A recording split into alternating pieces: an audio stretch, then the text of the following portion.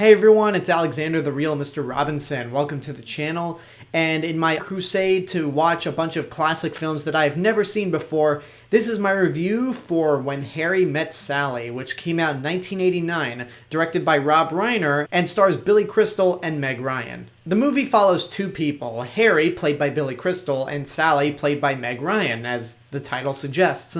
It starts off with the two of them in college. They end up taking a trip with each other on a road trip, and then they go their separate ways. Cut to years later, they meet each other again, and go their separate ways. And then they meet each other for a third time, and then ultimately decide to stay in touch and become friends. And the whole movie raises this question throughout.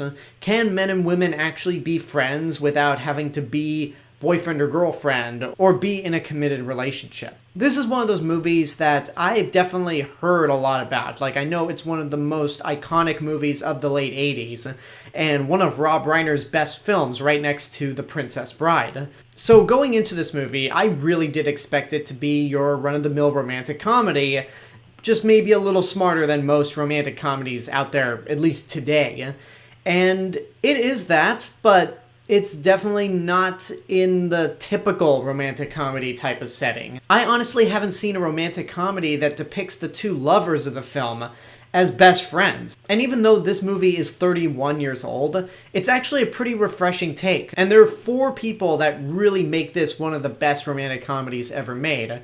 The first being Rob Reiner, the director.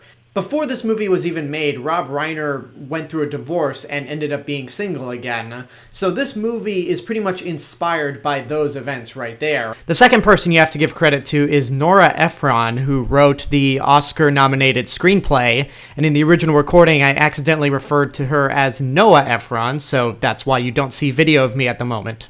What works about this script is that it makes the characters and the situations very real. Nobody feels exaggerated or over the top in this movie, and a lot of the scenarios feel incredibly real. The closest that any scene in this movie gets to being over the top is when Harry tries to get one of his friends to go on a blind date with Sally, while Sally is trying to get one of her friends, played by Carrie Fisher, to go on a blind date with Harry.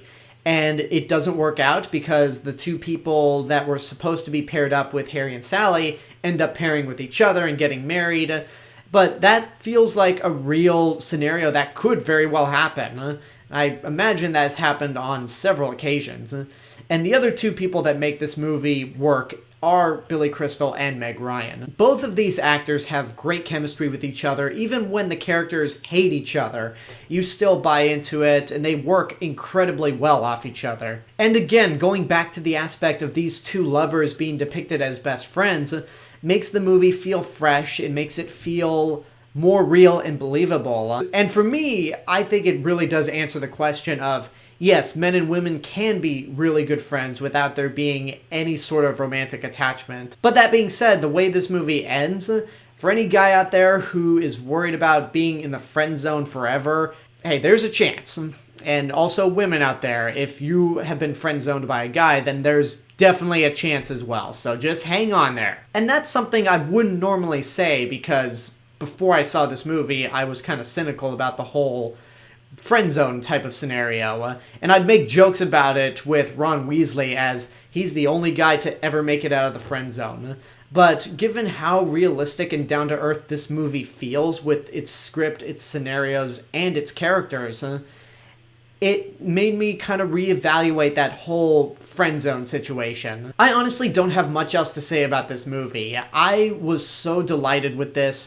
It's charming, it's funny, it's very heartfelt. I like these characters, and the way it just wraps up couldn't have been any more perfect. I don't think it would actually rank in my top 100 list of favorite movies of all time, but it's definitely one that you should see. If you like romantic comedies, then this is an essential if you haven't seen it. And even if you don't like romantic comedies, it's still worth seeing because it's just very smart and really one of the best movies of the late 80s that you can see. And there you go, that's my review for When Harry Met Sally. And now I want to know what you guys think about the movie. If you've seen it, what did you think? Whatever the case may be, let me know in the comments below.